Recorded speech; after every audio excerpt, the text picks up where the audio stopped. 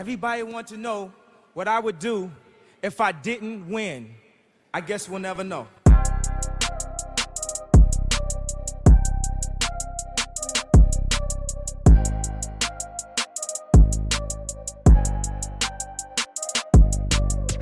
Imagine making a difference. No, imagine being the difference. The difference between I can't and I can, or I won't and I will. The reason someone chooses to wake up and strive for greatness. In life, it can feel like everything is working against you. Let's defy all odds and break generational curses.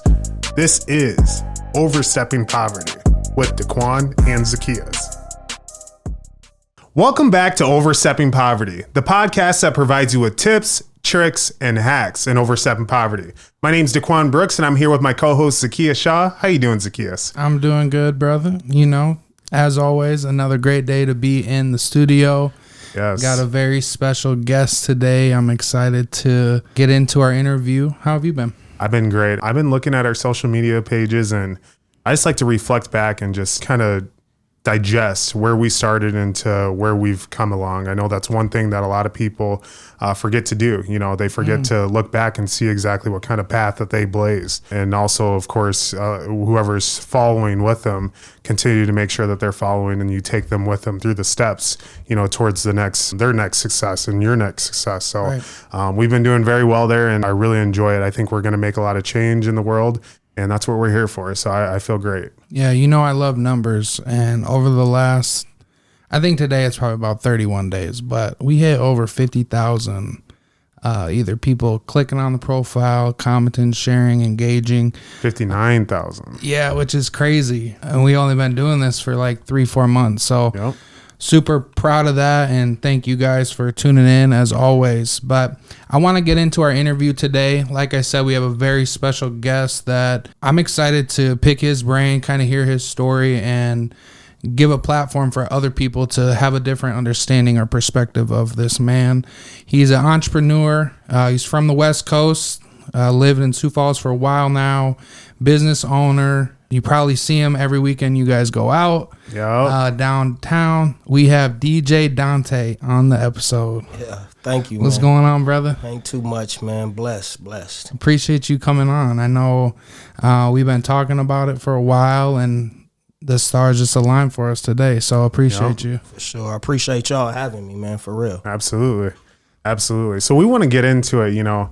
Like Zacchaeus said, very special person. You're a special individual. I always see you out whenever I'm out and I'm downtown having some fun with either friends, family, or coworkers and whatnot over at Ben. I want to know exactly, where did this all start? Where did things start for you to become your success? Tell me about your resume. My resume, I probably rapped since I was 12. I rapped my whole life, and I just came to the conclusion that I was always the guy that popped the CD in your car. We going somewhere. I want the aux. I wanted you to hear something. And I just truly said, man, you know what? I want to DJ. But I was always scared. I didn't know anything about DJing, or the equipment was high. It was out of my price range. I just didn't know what I wanted to do with it, but I knew I wanted to make people feel good with music. Yep, I like that. Before we get into that journey of yours, I want you to take us back to when you were just a young boy. Where are you from? Kind of how did you grow up? Los Angeles. Okay. Yeah, I'm from the Crenshaw district, Jefferson Park area. Oh, People don't know, a few blocks away from where Nipsey was from. Okay. So, wow. Yeah, I grew up there, man, and it was like every other person that grew up in the hood, I would say. Yeah. You know, parents loved me. Parents always wanted me to do the right thing, but it was just something about the street life that gravitated to me, and me wanting to be outside with friends and doing what they was doing, and, you know, stuff like that. Then I fell into gangs, stuff like that. You know. At what age did you start to get into gangs? 12. 12 years old? Yeah. Wow. What kind of, if you can think back, what kind of led to that happening? Just truthfully wanting to be outside. Just going outside, and when I got to go outside, seeing the things that everybody was doing, and, you know, being a follower. Let's be real. It was being a follower. Because in Los Angeles, the gang culture is very high. You're going to either play sports, gang bang, or stay in the house. Right. You know what I mean? So as you transition from that, kind of take me through how you, maybe some of the struggles that you went through as you were growing up, especially in your teen years, and then kind of how you got to Sioux Falls. One thing that led me to really jump out in the streets was my parents didn't have or wouldn't spend money on like the freshest clothes and stuff like that. And going to school, it's like you're being talked about, you're being joked on, and you're not in the in crowd. So for a kid, that may turn you to, I don't want to go to school. Oh, these dudes ain't going to school. What these dudes doing? Then you start doing what these dudes are doing. Right. Not staying in class, not listening, hanging out all night, running away from home, stuff like that. Then I was placed in foster care for a while. At what age? I think probably like 13. 12, 13, yeah. It was ironic because my grandmother, I was running away from home and my grandmother was getting older. She couldn't like handle me. Right. So she had to call, like my mom wasn't around and my dad was in Louisiana at our family reunion. So it was nobody there to like control me. So she had to call social services and they took me. Damn. And about time my dad got back, I was already like fucking up, messing up. Yeah. Excuse me. No, you're Messing good. up in the group homes and stuff like that. So I had to stay longer. Then I'm messing up more. So now you've going from group home to group home, because every group home I used to go to, I used to run away and go to my neighborhood. I would just run away and go there. So they tack on more time that I had to actually stay in there before my parents could get me back. Right. I end up committing a real crime with a gun, and I end up going to like jail, like camp, you know what I mean, stuff like that. And I had this to where my parents couldn't get me out. I had to. Damn. You were still under 18 at that time. Yeah. Yep. Okay. Yep. And this is in LA. Yep. Okay. I did my jail time, came home, tried to do the right thing, work, stuff like that, still involved in the streets, still wanting to go outside and be around the certain people that I wanted to be around. Right. You know what I mean? Yeah. And my boy, he was living in Minnesota and a friend of his was living here. And she came and brought him here. Then he came to Los Angeles and told me to come here. And I was like, South Dakota? Right. Nah, I come visit. So I brought 2 weeks of clothes, came. Within the first week, I got my first baby mama pregnant. That was your way of staying. Yeah, so when I came here, my cousin had just got killed. Okay. So Back I didn't, home? Yeah, so I really didn't know, to keep it real, I didn't know how long I was gonna be alive. So me having a kid, it was like that, you know what I mean? I want to leave something on this earth. So I don't know if that's the truth, but I think that's what it was. Right. You know what I mean? Yeah. So with that being said, came out here, had a baby. Me and a girl didn't work out. We just didn't work out. So I went back home. Okay. And I stayed home for a little while, and my daughter was born. So I came back here to try to do the right thing, and everything was cool for a minute. Then it didn't work out. Yeah. Then, you know, me being from where I'm from and coming up here, not adapting to this place the way that I should have, Right. it got me in a little trouble. So why don't you tell us about like that kind of mentally? How was that for you? Because a lot of people never really realize, you know, the hurts and the troubles that we're going through at a young age and whatnot. We're trying to find, you know, that place. We're trying to adapt, you know, as much as we can. So I want to know exactly kind of like you mentally, how was that for you going through those different phases? Well, I think I just wanted to be loved unconditionally. I wanted to be understood. Right. But I didn't understand myself, if that makes sense. It does. You know what I mean? I didn't understand who I was or where I was going. Right. I just know that I was a young kid. I wanted to have fun. I like having fun, like laughing in a place where you can't really show your teeth. Right. You know what I mean? So it was just kind of hard mentally But that's where the music came in. Like I sunk into the music. Like, so that was kind of like my outlet.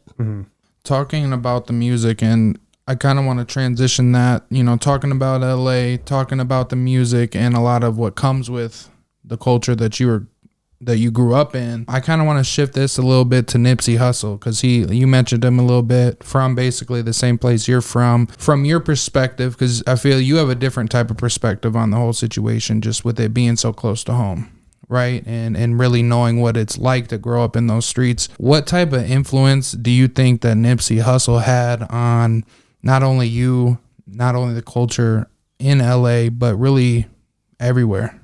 For me, he was our modern day Jesus. Well, I'm just gonna be real. Like, he came from where we came from, but he transitioned and became who he became, and now his legacy lives on. right. Like God. You Yeah. know what I mean? Like God. Like the things that he was preaching. Like, a lot of people don't understand California or West Coast music. They think it's just gang bang rap, and a lot of it is, but there's still jewels being dropped within those lines. And I heard it from him soon as I heard him rap. I just knew he was different. His chain had Malcolm X on it. Like, you Right. have to know, like, you know what I mean? Yeah. He was just different. And for me, he made me believe a little more in myself than I did, as far as when I go in rooms with certain people and talk with certain people. Now I feel more confident. When other times I just be like, sit back and, you know what I mean? I let people talk to me and not engage in a conversation. Right. But now I know that my word means something when whoever I'm talking to. I can be talking to Obama. Right. And I feel like he put that battery in my back. Damn. Yeah. That's big, because I know we talked about it a little bit, and just the energy and the things that he was doing out in California, the things he was setting up with the tech and really trying to bring opportunities to that community that really hasn't been there. You know what I mean? I think that's something that I admire about him as well, because when I look at what he did, I felt like he just stood for one, really just being a good person, but for two, like really helping people change their mindset on things. And we're like looking at things a different way. But I appreciate you sharing that. Absolutely. And like, from a fly on the wall, you see a lot of the music industry and a lot of the artists and whatnot. A lot of them, their entire objective, their entire thing that they want is the money. And with Nipsey, you could tell, like, as far as the messages that he was sending, it was all about the community. That's kind of how he operated and whatnot. And it's crazy just to see how music can be such an influence on someone, because it can take you out of, you know, obviously a piss poor mood and put you in a good mood. It can take you, and it can make you realize, like you were saying, you know, that confidence, that it breaks barrier, and it has its different effects on different people. Well, with him, he always traveled the world, and I could see, because like I said, I had been listening to him since he came out, and I seen his transition, and he spoke about it when he flew over to where I don't want to say it wrong, Eritrea. Yeah, he went over there and seen how his culture is, and he came back and started looking around like, why are we doing this to ourselves? Right. But I really believe that he went against the grain, man. California, Los Angeles culture, man, it's a hard culture, man, that's been planted in Los Angeles for many, many years, and it's hard to break that barrier within itself. It's hard. I just feel like he should have left, bro. I really do. And never went back to the hood, or what? Like 50 said, I wish I could run away and never come back. Yeah, so I feel like you take the hood with you. All your people. Like, I'm going over here. I bought a mansion over here. I'm living over here. Right. I don't need to go back to the hood. I'm bringing the hood, the people that I love, that I think I need to go back for, I'm bringing them with me and showing them different.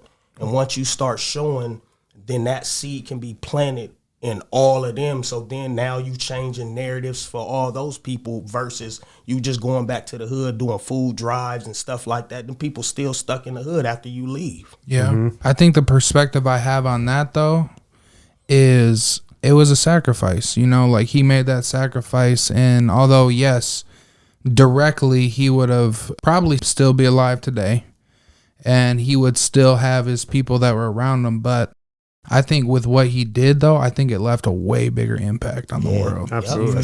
For sure. You're right about that, for sure. Because when you look at all the people that really make real change in the world, it sucks, but it seems like most of them do get crucified or they do get killed, you know, when they are making that sacrifice for everybody. You know, when he died, I remember laying down, I'm pretty sure I was watching a basketball game and got it on my phone like Nipsey Hussle just died. And I'm like, what? Yeah. And I don't ever remember being like shocked like that when a celebrity died. So for me, I know he had a huge impact, but the things that he left and the things that he was doing, I think gives a good blueprint to anybody who's trying to build a community up. Yep, absolutely. Sure. And this sounds like it was kind of your path in getting into DJing, correct? Yep. So why don't you tell us about that? How old were you when you started DJing? I've been DJing for about 6 years. Okay. Yeah, for 6 years. And a friend of mine wanted to do like a food drive concert at Biggs. And I was like, you know what? I'm going to just buy the equipment. I'm going to just jump out the window. I'm going to try it. I'm going to do it. Right. And I did it that night. He ended up going to jail that night, but I ended up DJing a great show. And it gave me that confidence, like, you can really do this. So I'm self-taught, YouTube videos, practice, stuff like that. It was just a drive to want to get better. Right. You know what I mean? It's like basketball, football, anything. I was like, I want to get better. It's like a craft. Do it. Yeah. And I love music, man. Like music for me, it's music and then everything else for me because music Michael Jackson brought everybody together. And that's what music can do. Like it's not too many things that can bring every culture up under one building. And music can do that for sure. 100%. Absolutely. How have you seen things change, especially in Sioux Falls? Because you were rapping for a while. Now, obviously, you're DJing. You got a residency with Ben 201. So if you guys are ever, ever going out, definitely be sure to check out Ben 201 and show some love. But yeah, how has things in Sioux Falls changed, as you would say, for like the music industry as a whole? Well, to be honest, to keep it real, I got to be real. This place made me stop rapping. Why? Because it was like the rap scene was like high school. It was cliquish. It was like who's more popular, not who's a better artist, who's more popular. Right. And if this popular person don't like this popular person, then his fans can't like you. Right. Like it was just, it Kinda was weird. that energy. Yeah, it was that weird energy. But now, today, I see these young kids working together, man. It's great, bro. It's great to see these young kids actually not caring about this and not caring about that and actually just coming together and doing things. Like I got a project coming out with a group called MTW, Manifest the World. Okay. And it's just some young kids, and when I see them in a studio recording, everybody can hop on the song. There's no one person that says, oh, no, I don't want him on this song, or I think I'm better than him, or it's like everybody just giving love, and it's great, bro. What do you attribute that to, though? Like with people really not really being greedy, not feeling like there's an abundance. And when you talk about how those people kind of didn't want other people to follow other rappers, it's like they were scared that people were going to find out that they weren't really that guy. Right. For sure. Right. For sure. So like, sure. What would you say is the difference between that and what we have now? Because I see those guys too. So you still have that. You still have that ticky-tack stuff. I see it on Facebook. I see people dropping shots and stuff like that, but it's still moving. Right. Like it's still moving. Like back when I was rapping, it was like somebody said something, so it had to be handled right then and there. Now it's like people say stuff on Facebook and it's just like, yeah, whatever. Tomorrow, yeah, whatever. I'm still going to the studio. I'm still recording. Right. Still shooting videos. I'm still doing shows. I just think these kids now have more of a drive to do the music versus listening to what other people say, if that makes sense. Yeah, for sure. So staying on the DJ side of things, with you having done it for 6 years, I feel like I've seen you grow from the first time to where you're at now. What has changed in your business? Like, what are some of the things that you've learned for somebody out there that's wanting to be a DJ, get into the game? What are some of the things that you learned along the way that maybe could help them out while they're starting? Well, the first thing is you don't know it all. Second thing is you're providing a service. Always remember that you're providing a service. This is not for you. This is for the people you're DJing for. Right. And just because you don't like it doesn't mean these people don't like it. So just be open. Okay. Step into different genres of music. You know what I mean? With me, so me, myself, I will never tell anyone that I'm a great DJ or I'm the best DJ or anything like that. I always need the knowledge. It's music that you know that I probably don't know because there's so much music being pushed out. And I ask people, send me your playlist. I don't have the greatest ears. I only got 2. So send me some stuff. And I think that's where a DJ can stay sharp and stay at the highest level. It's when you don't just settle like, oh yeah, I got it. I got this music. I got this one set. I'm gonna play this music. It's like, nah, man, music comes out every day and you have to at least have it. Yeah. Even if you don't listen to it, you have to at least have it. That's crazy. So my thing is, I tell people I can DJ for your kids and I can DJ for your parents and in between. That's what I pride myself on, being able to DJ for anybody. Right. Especially because you are providing a service. Right. Sure. I like that. And with that being said, what is your overall mission? Well, my overall goal is I will have a FM radio station here. I like it. A hip hop.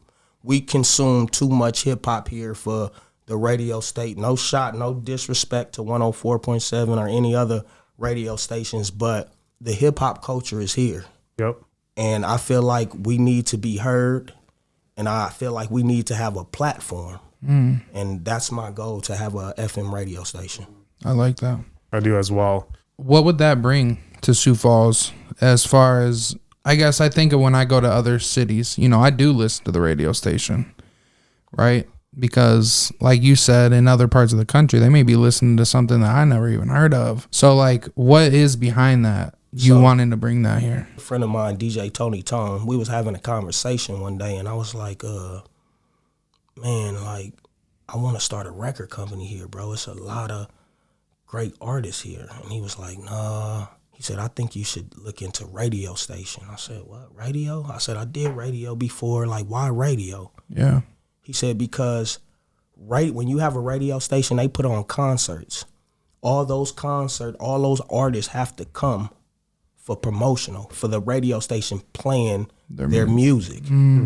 So what that will bring to this city, it will bring all those artists here, and it will open up South Dakota, because South Dakota is the only place on the map that these A-list artists don't stop. Right. They go to North Dakota, they go to Iowa, they go to Minnesota, they go to Nebraska. Yeah. They don't come here. What we have, Snoop Dogg and Lil Wayne.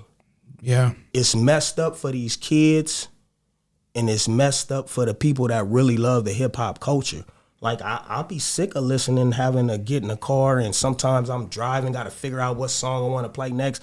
I want to just be able to listen to the radio. Right. And the radio give me this, you know what I mean? Yep. 100%. Without having, like, XM radio or something like that. Do you feel like living in the Midwest, we kind of push the country music and whatnot a lot here? Because that's what I see a lot, you know. But we are only 3% of the population.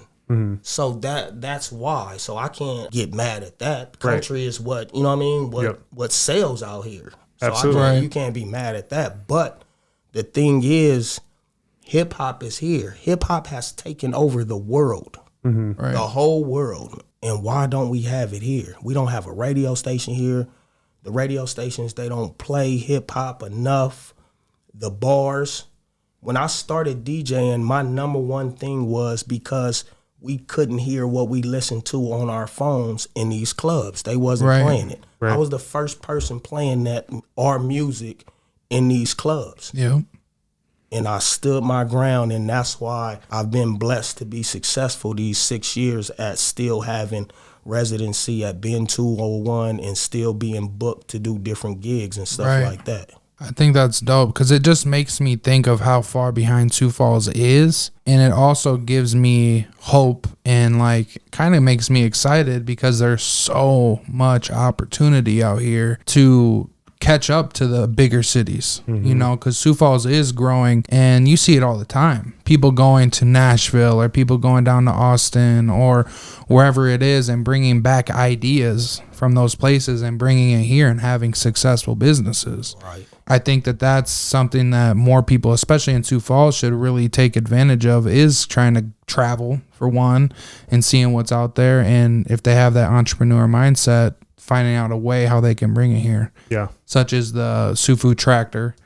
Yeah. That was something that they got down in Nashville and, you know, they're booked out. Right. Thing. So it doesn't always have to be as hard as people think it does. So I want to move on to kind of the foundation that you've set and that's allowed you to continue to progress and grow daily. I think there's one common thing that we all do. We try and better ourselves each day. And by doing that, it's either reading, listening to someone. And one person that I feel like we all listen to is Bob Proctor. For sure. You know, Yeah. I want to know exactly kind of how has he helped transform your life? Man. yeah, R.P. Bob. You know? Yeah, man. Rest in peace, Big Bob. Awareness. He's made me aware, and he's made me actually think about positivity more, or think about my goals, visualize my goals, visualize who I want to become, see that person that I want to become, walk as him like I'm him already. Right. You know what I mean? Give people the benefit of the doubt. It's just a lot. And he breaks everything down so easily, and then he gives you tests to try it. Yep. Right. I feel like everybody should have a little Bob Proctor in them, man. I completely Give them agree. at least 30 minutes of your life. I agree. For real. It definitely will help you. One of my favorite quotes by him is most people tiptoe through life hoping to make it safely to death. Mm-hmm. And that kind of blew my mind because it's like we're all going to end up in the same place. Why are you trying to play it safe? Like it's time for us to take some risk and do things that are out of our comfort zone. And if I find myself kind of feeling in a rut or just feeling down or something like that and need some motivation, I'll go to Bob Proctor and he's going to tell you it's right inside of you. Right. Everything you need is inside of you. So stop looking outside of the in the world looking for things because everything you need is right there. Right. And to the younger generation, if you do, which I do suggest you look up Bob Proctor, the videos that you're going to see, they're going to be very outdated, but I'm telling you the information that you're going to receive is going to take you to plenty of places, things that you've probably dreamed of and you've never actually taken the step to go there, and you're going to start taking those steps with it. I know one quote that I enjoy on his, it's thoughts become things. Once you see it in your mind, you can hold it in your hand. That's really resonated with me because there's one thing that I pride myself on, and that's taking action in the things that I'm thinking of or that I want to achieve. And that's one thing that sets a lot of successful people apart is the action piece of it. There's so much information that he has, and it's available to you on YouTube. For free. You know, For free. Exactly. So, Free. Guided meditations, literally a whole series on what he's teaching. I highly suggest it as well. The last thing I can say it should have been the first is he taught me about paradigms. What is a paradigm? So a paradigm is a habitual, something that you do automatically. Right. You know what I mean? And how to break it and how to actually see that you are doing it. Right. So Those habits. yeah, those habits, breaking those habits. Because as the human race, we get comfortable, and that creates habits. We get in those pockets where we just comfortable at doing what we doing, and anything else that makes us feel uncomfortable, we don't want to do it. Right. it's that get by mentality. You know, as long as I can get by through today, then I'm happy. That's how you fail every single day. You're failing yourself. Definitely got to look further than the short term. Right. You know, before we kind of move on to our next part here, I do have one question for you. It's kind of on that like failure and how you continue to drive yourself to succeed. And that's kind of what we've kind of built our platform on, and that's overstepping poverty. You know, how am I going to take the next step, and how am I going to bring people along with me? And obviously overstepping poverty, we have different opinions on what it means to us. So I want to know exactly what overstepping poverty means to you. Overstepping poverty for me means my small journey that I told y'all about, and to be here right now. I was a statistic. Let's be real. Like, I wasn't supposed to be where I'm at. But I came to Sioux Falls, I bumped my head a few times, and now I'm learning. So overstepping poverty to me is getting to the sidewalk or getting to the next block. Yep. You know what I mean? Like, not letting your past dictate who you are or your future. That's big. Yeah. I feel like Nipsey, myself, and there's a few other people. There's a lot of people that stories probably ain't out there. They've been through a lot to get to where they are. Yep. I feel like those are the best people because they know what this is over here, but now they're here. So they can have compassion for these people over here. Right. You know what I mean? It's hard to have compassion for people or things that you don't understand or know about. Right. Right. You know, earlier before when I asked you, I said, hey, tell me about your resume. When I was asking that, I wasn't meaning actually on like your jobs, you know, or anything like that. That resume, I believe is like your life story, you know, the things that people don't know about you. Cause like a resume, for a job, the only time that you are ever using your resume is when someone asks for it. Right. And so your life story or anything like that, it's like your resume. Like when someone's asking you for that life story, most of the times you don't just put that out there, you know? And so it's like, okay, well, I've been here. These are the steps that I've been through to get to where I'm at today. That's the resume. That's what builds you, you know, that's that life that you made, you know, and created. It's hard sometimes to speak on your resume because we live in a judgmental world. So people will see that instead of who I am today. Yep. Right. You know what I mean? Completely. Yep. That's understandable there. And that's their own fault, you know? It is, but I'm a living testament. So of somebody that can come where I came from and be a modern citizen in today's world. Absolutely. So let's move into our next part of this episode here. I want to open it up to a roundtable. This is where you can ask us questions that you've thought of. Come prepared to ask myself and Zacchaeus. I want you to fire away whatever's off the top of your head. What are some questions you have for us? What books are y'all reading right now? I'm reading Think and Grow Rich. I think that's one that we're just going to keep reading over and over again. Yep. And then off the top of my head, I don't know why I can't think of it, but the book that I started today is about basically being comfortable with being unliked or disliked. Yes. And how it's important to be yourself, you know, because there are people that are not going to like you for who you are, and there's people that are going to love you for who you are. And absolutely. I wouldn't want it any other way. That's something I'm getting into. What about you? I've been jumping in between a couple of things here. One's going to be the Think and Grow Rich. That, like you said, that's the Bible. That's the Testament. That's you set your foundation off of that. Another one that I actually just ordered is Rich Dad, Poor Dad. I know that a lot of people have been telling me to get into that, listen to it. It'll also change the way you think and the way you move, of course, moving forward there. And then the other is I'm in sales. I'm also reading Sell or Be Sold. And I mean, it's pretty much a testament that you are selling to people every single day.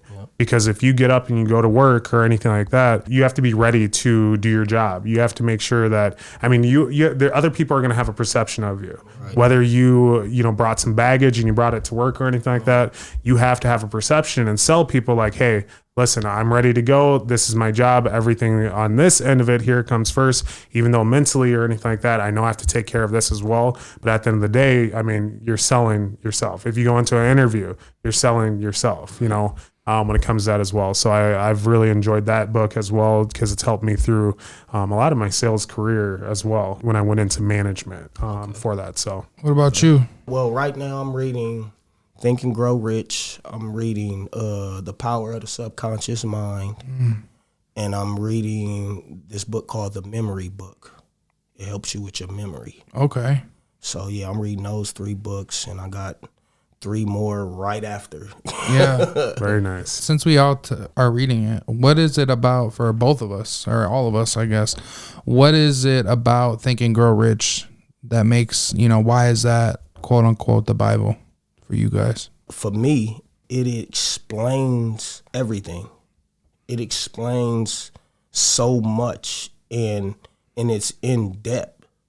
Like, you had a Bible, but it's written a certain way to where you have to decode it sometimes. Right, yeah. But with Think and Grow Rich, the one that I have, it has like lessons in between the chapters that like has, a workbook. that has you, you know what I mean? Just to make sure you're getting this stuff. To be truthful, I think my thought process has been way better since I started reading this book. You know what I mean? I think I've become a better man. I think I'm a better husband, better father. Yeah. You know what I mean? So it explains life. And for somebody not like me that was looking for like, what is this shit about, man? Like, really, what is it about? Like, am I supposed to be doing this? Am I not supposed to be doing this? Am I doing it too much? Am I not doing it enough? And I think that book really puts a lot of stuff in perspective as far as a person wanting to succeed in life. And you just said it actually for like what I enjoy about it. It's that perspective. And it allows people to have a different perspective, of course, with the chapters that they're reading. Like your book, just as well as mine, it has those lessons in between. And I guarantee you can ask 100 people once they end a chapter and they answer those questions, they're all going to have different answers, of course, there. It makes it relate to you personally, how you're going to be able to take the next step, not anyone else, how this person's doing it or anything like that. It's teaching you to move forward, so. I think that book taught me that it does not matter where you come from at all. That book put it into perspective for me that everything is in your own head. Thinking and growing rich has everything to do with what's going on the inside more so than the outside. So it gave me the confidence that I could tell anybody, it doesn't matter where you come from, that you could be successful. Because there's still names that we see every day that you'll see in that book, and not all those guys started out wealthy. Right. You know what I mean? So people think to Think and Grow Rich, they think the rich is the richest.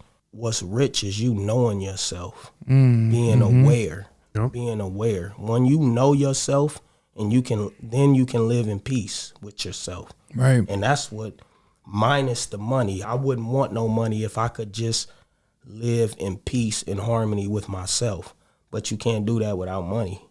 Yeah. Well, that's what's messed up. It teaches you though, like on that, when you find, yourself and whatnot, the money just comes along with it. Yeah, exactly. So it comes. It comes. Bob will tell you, don't worry about the money. No, don't worry how you gonna get it.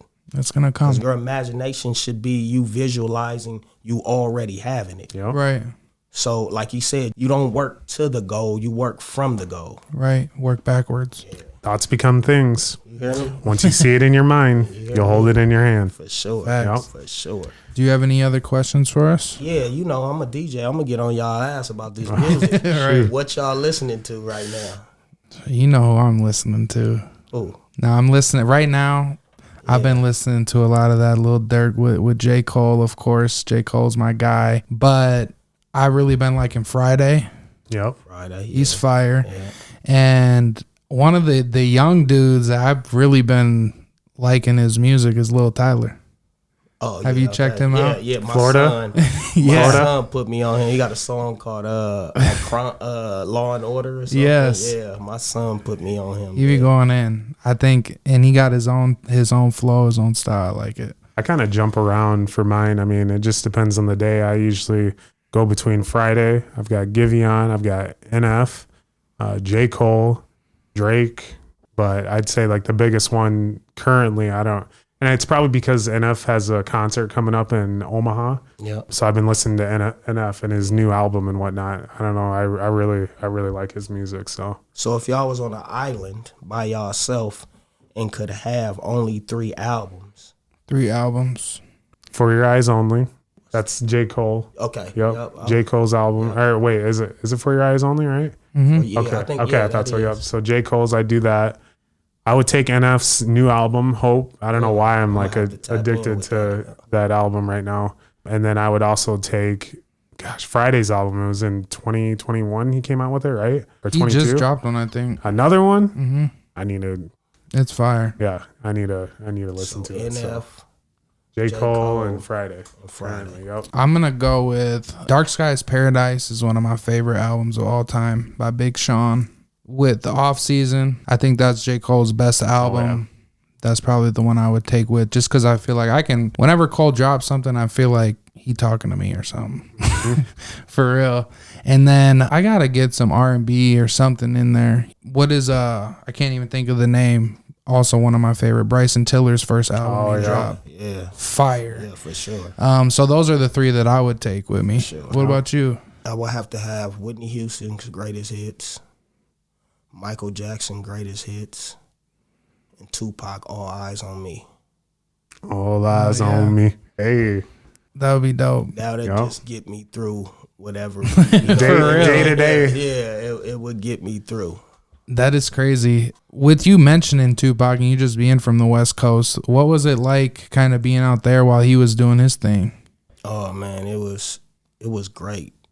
The 90s were, man, you had to be there. Right. That's a hard question. That's kind of a hard question, but it just felt like more love. Like, I don't know, it just felt like the world was loving on each other a little more back then. Even though the crime rate was up and all that, it just felt like Pac held the West Coast down. You know what I mean? Like but I can't forget about E40 and people like that held the West Coast down. Yeah. But a lot of people think that I'm a West Coast head. When I was young, my big homies was from the East Coast, so I tapped in with a lot of East Coast music. You know, to me, lyrically, I know I'm gonna get lashed for this, but lyrically, Biggie, I think, was a better rapper than Tupac. Like, you know what I mean? Tupac was more of a prophet, poet. You know, Biggie was a rapper. Right. Yep. You know what I mean? Yeah, I feel like Tupac had a good way of, I felt like just people bought in and people followed him. From my perspective, at least, it seemed like he was a voice for a lot of people that didn't have a voice. I talked to somebody about this, and it saddens me, man, because I feel like Nipsey was our last voice. Like, we don't have a voice anymore. We don't have anybody that's, like, back in the day, if you didn't have no father, I had my dad and my mom, but if you didn't have a father, rap music was your father. You could listen to rap music and figure out what to do and not to do, and I just don't think we have that no more. Right. You know what I mean? We don't have one person that stands up for us as a people, as a race, as the human race. Yeah. Like, a lot of people thought Pac was against white people and stuff like that. Nah, he was against oppression. He didn't like oppression. Right. And I really believe that this world would be different if he was still alive. Yeah. Man, he had a huge influence. That's for sure. For sure. Absolutely. You know, speaking on influence, I want you to go over some tips, tricks, and hacks that you tell yourself when you're about 15, 16, how you would take the next steps in overstepping poverty. So the first thing I would tell my younger self is to believe in yourself. Because where we coming from, that's so easy to get offset. You can be teased at school for not having cool shoes, but that will mentally make you think that you're not good enough. Right. So you have to believe in yourself. Yep. I think that's the first one. And the second one, people want to see you do good, but never better than them. So only take criticism from people you know that have your best interests at hand. I love that.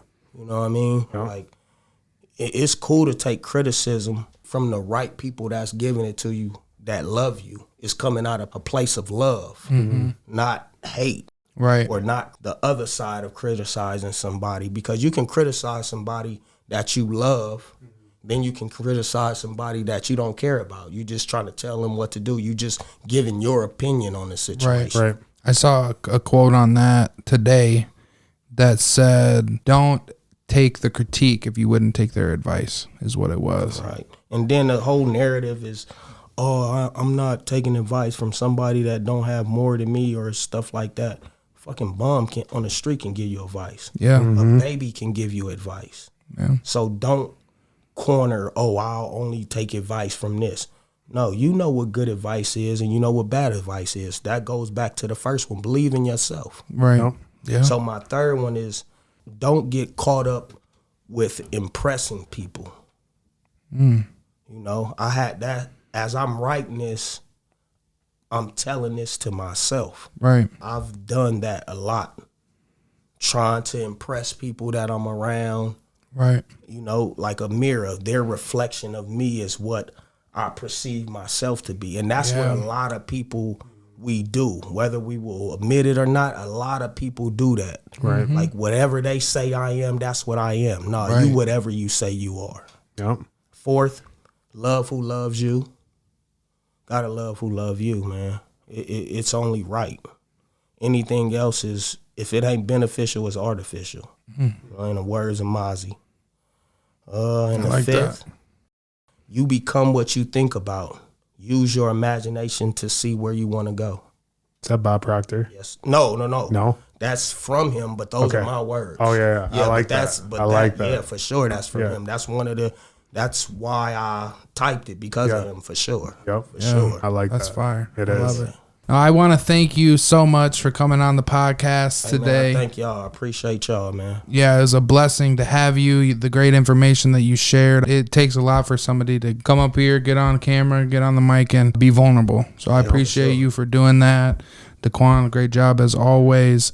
And I want to say thank you to everybody that listened, especially till this point, because that means you made it to the end. Keep tuning in. We really appreciate you guys, and we'll see you next time. Don't forget to like, share, and follow. Thank you guys so much. Thanks for tuning in to another episode of Overstepping Poverty. We hope you found this week's discussion informative and thought-provoking. We know that tackling poverty is a complex issue, but by working together and understanding the root causes, we can make progress towards creating a more equitable society. If you enjoyed this episode, please share it with your friends and family, and don't forget to subscribe to our show. Until next time, let's take the next steps in overstepping poverty.